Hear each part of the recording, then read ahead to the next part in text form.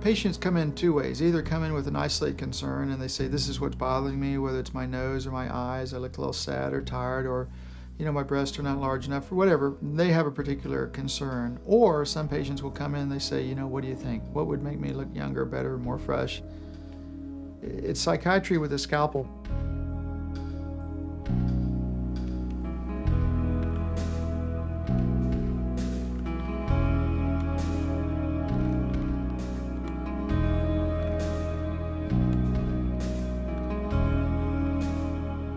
The majority of couples are looking for a donor that looks like the wife. If the wife has dark hair, they want a donor with dark hair. If the wife has blue eyes, they want a donor with blue eyes or hazel eyes.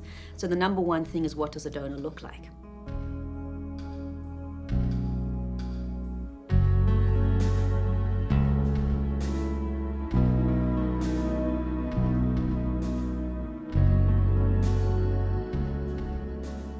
I think it's a critical milestone in history, because we are now going to start down the path of enhancing human properties. What do you want to enhance? And how do you enhance it? It's not going to be simple, but it is going to be doable.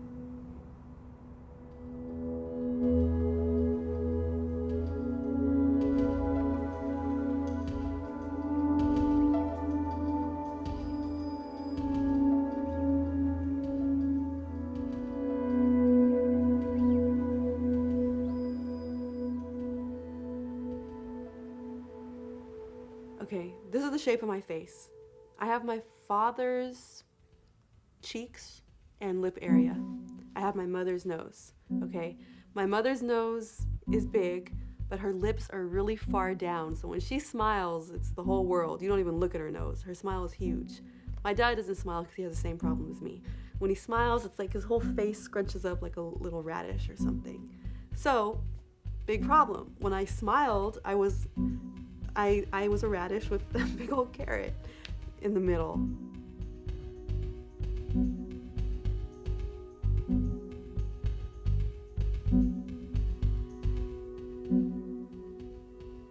Well, it was actually funny because it was in the campus newspaper, kind of an evocative little advertisement. This little blue ad with a stork holding a little bag, and it was just like, have you ever considered egg donation? And I really hadn't. There was only an email listed. And so I contacted those people and they said, well, here, fill out this information sheet, listing all of my eye color, my height, my artistic proclivities.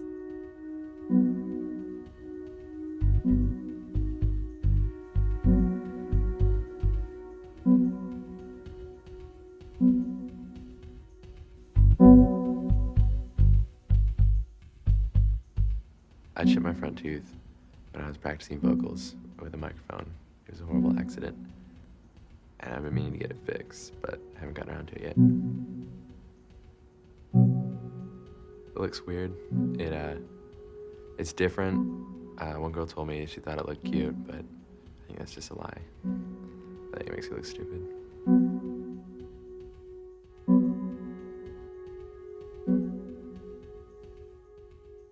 Plastic surgery is like blackjack. I mean, if they've gone to Vegas and, you're sitting there and you're trying to play blackjack, I don't know if you know how to play blackjack, but if you get a 10, you take another card. And when you're 15 or 16, you think about it. When you're 19 or 20, you hold. And so when these people come in that look that good, I tell them, look, you're 19, you need to stay where you are. I might throw you a 3. You're gonna leave here with 22. When I went to the plastic surgeon, I brought with me the CD cover of Jennifer Lopez's CD, and I said, I want my nose to look like this. And he did it as best he could. First, it was just, dyeing your hair is a little weird, that now it's like socially acceptable. Before it was okay to wear eyeglasses, that improved your vision, but now we get surgery, and laser surgery to improve our eyes. And that's why I say it's constantly evolving. We're just gonna keep pushing that forward and eventually modifying our bodies at, whenever we want. You want to be 8 feet tall? I can do that tomorrow. That's real easy. You want to have an enhanced sense of smell so that you're keen like a bloodhound instead of, I don't know how to do that today, but I think, I might be able to go there. I might have to make your nose bigger. You might or might not want that, but okay. Maybe there's a way to trade it off so the nose doesn't get bigger. enhanced cognition, well, that would be, you know, fantastic, but we don't even know where to begin on that one.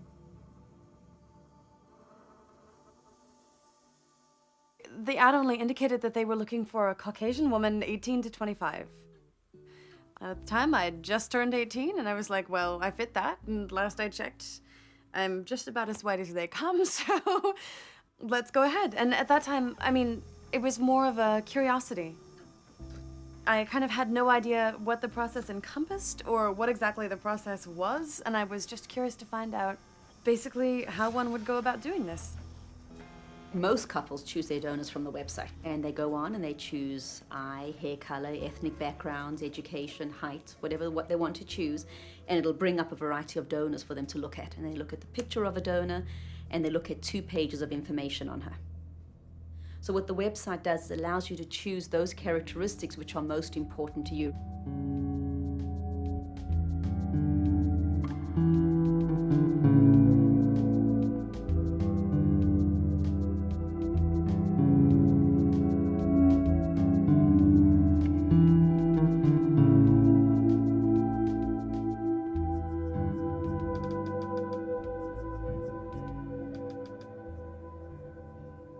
We're feeling inadequate about everything, about what we look like, how skinny we are, if we're aging day to day, anything. I visited a guy who has done 17,000 lip enhancement procedures, and you'd think he knows what he's doing by now. He's overseas, and I mean, he's injected collagen, fat, dermis, fascia, alloderm, Gore-Tex. I mean, you name it. And he had all these good, you know, before and after pictures, amazing. And you thought, God, he's great. And then he showed all the bad ones, and you said, oh, that's not so good. At the end of the thing, I said, well, what are you using now? He said, I'm back to collagen. At least it's not permanent. My brother had from like here. My brother had all his front teeth replaced. Actually, it may have been like a sports injury or something, or he may have cracked one. But I really think that it was a cosmetic issue because he had like a gap in the front teeth, like I have a little. But his was worse, and he didn't like it, and he's really picky about that kind of stuff. I don't mind it though. Like the gap's okay, but that's not. You know, what we want for our children is the very best. You want a child that is good looking. You tend to be more successful if you're good looking. It's easy to get through life if you're good looking. There are lots of genes that are going to be involved in determining the way people look, the color of their skin, and so on. And those genes are of interest, and I think we'd all like to understand where this comes from. It is inevitable that genetic cosmetics will become commercially interesting, and so people will go that way.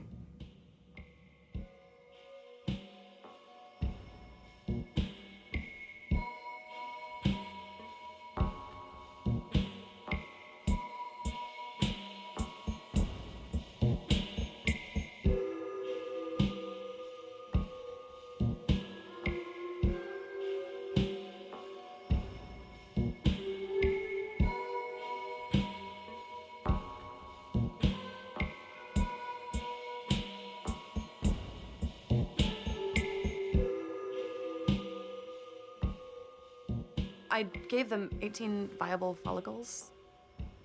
They take them out with a needle. It's a needle evacuation, but it's through the vagina. But they put you under general anesthesia so you don't feel it. They take my egg, or my follicle, and sperm from the donating father, and then they put those together, mix them up, get a fertilization, and implant that.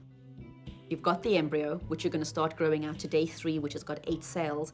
Then they go through and they slice off a few of the cells. I think they take 1 or 2 cells off, and they do testing on those cells. And what they're looking for is, does the cell contain a Down syndrome child, cystic fibrosis, and there's a variety of tests that they can test the embryo. So if the embryo is flawed, we can destroy that embryo and try and implant an embryo where there's a healthy child. I have attention deficit hyper disorder, but now they just call it ADD. For, I don't know, it's all grouped together now because it's become like the common thing you diagnose. But I legitimately had it when I was a child. And now I also take Prozac as well because it provides like a level so that when you come down off the Ritalin, you don't like drop below that level, so you don't like go through like some kind of withdrawal. You know, I'm not really sure how it works. I just know that like it's taken care of. as far as the grand scheme of things, it's not really a flaw. It's not like I can't walk or something, you know. I am like that would be, that I would consider like a flaw if I were born and I couldn't walk. That, then I'm not like everybody else.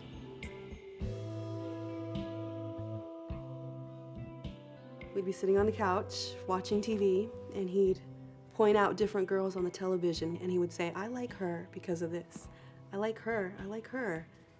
When are your breasts gonna grow? When is your ass gonna grow? Because I like her and her and her.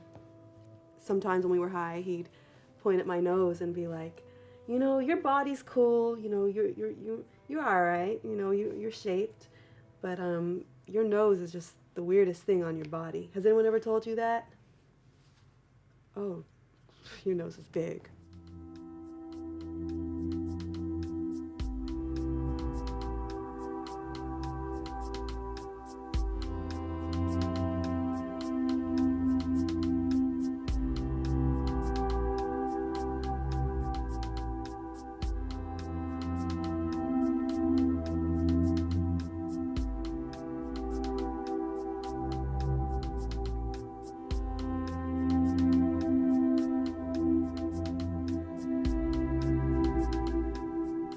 Starting a few hundred years ago, we began to control our environment.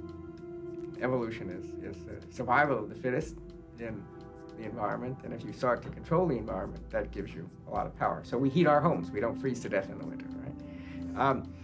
Now, at a much more fundamental level, we control not just the environment, but we control the genes. And so we have the power to genetically engineer ourselves. You create the embryos. And when you do PGD testing, PGD is pre-diagnostic genetic testing, at the same time you can test for male or female. Therefore you can discard those embryos that are female and only take the male, or the other way around. If there's a lot of pressure on families to have only one child, or at most 2 children, and there is the power for them to pick, you know, sex or hair color or anything else that's dear to their heart, I don't see how you're going to deny that. The papers that you sign, the contract that you sign, specifically says, I am not selling genetic material. Which is kind of odd, because in a way you really are. But, well, that's the paper, right?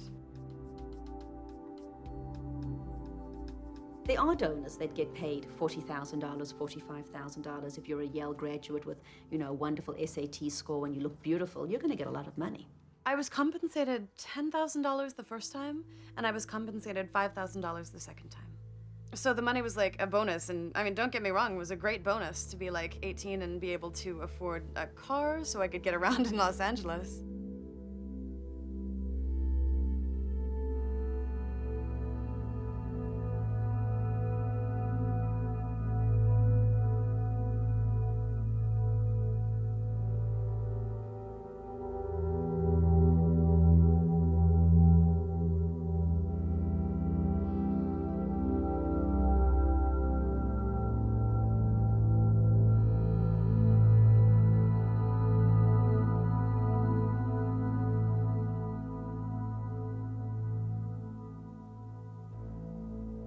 Couple in my program who now has an 11-year-old daughter. And she has an 11-year-old daughter and an 8-year-old son. When she chose the donor for her daughter, she was looking for a donor that looked like her. And in fact, her daughter looks like her. When she chose the donor for her son, she met a donor by coincidence at one of our speeches. The donor didn't look like her, but they had exactly the same personality. Very outgoing, very, very loud people. And so she worked with her for her second child. The first donor wasn't available. Now that her daughter's 11-year-old, she says to me, I wish that I had from the very beginning chosen my first donor because of personality, because her daughter is very quiet and reserved, and she doesn't like her mother being as outgoing as what her mother is, so they don't have a very close relationship. Yet her son, who has the same personality as hers, jokes all the time, always doing things around the house, her and her son have so much in common.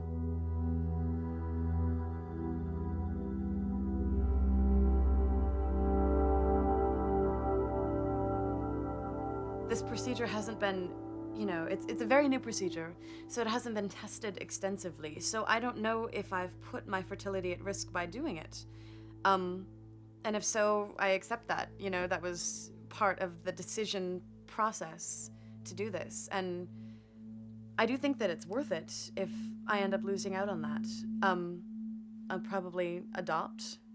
Definitely not go through the procedure myself.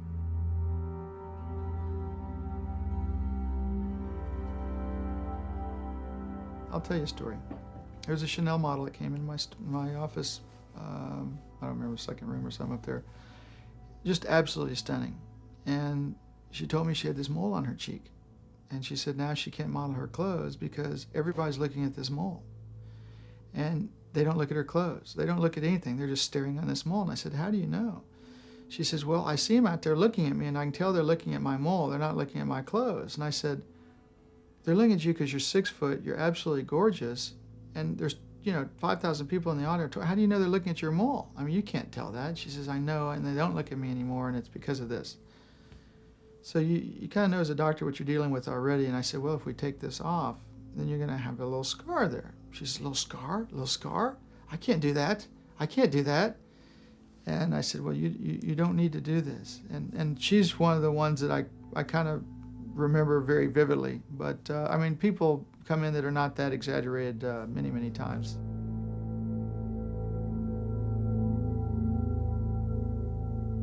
If I had a daughter and she inherited my mom's nose or my nose, I would tell her how beautiful she is, and I'd encourage her to speak her opinions and encourage her to be the spirit that she is.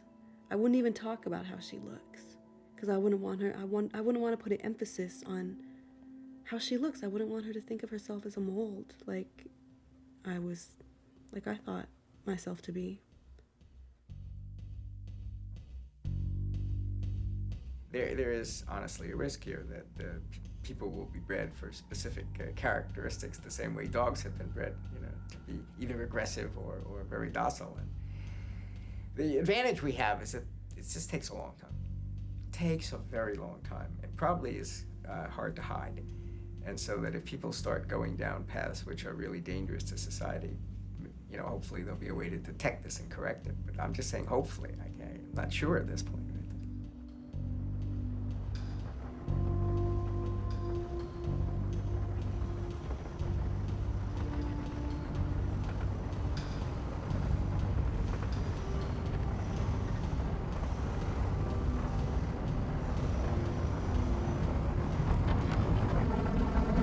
The atomic bomb can only kill people. It can't change them. Not really, not in a directed way. But this changes people, and that's much more frightening. I think the thing that everybody wants is what the other person has. You go down the hall and there's a girl with big breasts who's short, and she wants to be the tall lady with no breasts, and the tall lady with no breasts wants to be shorter with bigger breasts. I mean, it's, I don't know. Right here, there's a little bump on my nose. It's called a double lid procedure for the Asian eye. I think my eyes are a very normal sort of brown. You can make the fold a little bit higher, and it does look more Caucasian. Shit is fucked up. And I just noticed it like 3 days ago. They don't have to be prescribed Prozac, they make it. The needles that you have to use are pretty thick. I was calling it the cinch procedure for a little while. 100 years ago, we didn't even know what DNA was. But on an average day, 300 donors are available. I probably do 600 procedures a year. So altogether, I paid about $8,500. A typical gene is probably 20,000 letters. People come in at 20 years old complaining of little wrinkles. Gosh, what is that? I've never noticed it. I don't want to feel like Michael Jackson. They just want to feel better about themselves. If things go wrong, there may be no way to undo it. Chin augmentation, In vitro fertilization. Stimulation drugs. Diagnostic test, liposuction, over-the-counter test, facelifts. mutations. Sex selection. You'd hear this word perfect too much. They want to be perfect, perfect, perfect, perfect, perfect, perfect, perfect, perfect.